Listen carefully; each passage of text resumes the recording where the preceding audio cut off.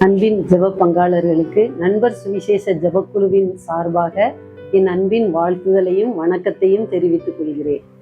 இன்றைய ஆத்தும மன்னா, ரட்சிப்பு கர்த்தருடையது, தேவரீருடைய ஆசீர்வாதம் உம்முடைய ஜனத்தின் மேல் இருப்பதாக. சங்கீதம் 3:8. கர்த்தர் ஒருவரே நம்மை ரட்சிக்கிறவர். உண்மையான ரட்சிப்பும் விடுதலையும் தேவனிடமிருந்து மட்டுமே நமக்கு வருகிறது. தேவனுடைய ஜனங்கள் மீது அவருடைய ஆசீர்வாதம் தொடர்ந்து நிலைத்திருக்கிறது. அந்த நிலையான ஆசீர்வாதத்தை நாம் ஒவ்வொருவரும் சுதந்தரித்துக் கொள்வோமாக. ஜெபம். அன்பின் ஆண்டவரே, உம்மை துதிக்கிறோம்ப்பா, ஸ்தோத்தரிக்கிறோம் கர்த்தாவே, ஸ்தோத்தரிக்கிறோம். ஒவ்வொரு நாளும் எங்களுடைய வாழ்க்கையில ஆண்டவரே உம்முடைய ரட்சிப்பை நாங்கள் சுதந்தரித்து கொண்டு ஆண்டவரே உம்முடைய நிலையான ஆசீர்வாதத்தை பெற்று வாழ எங்களுக்கு நீங்க கிருபை பாராட்டுங்க.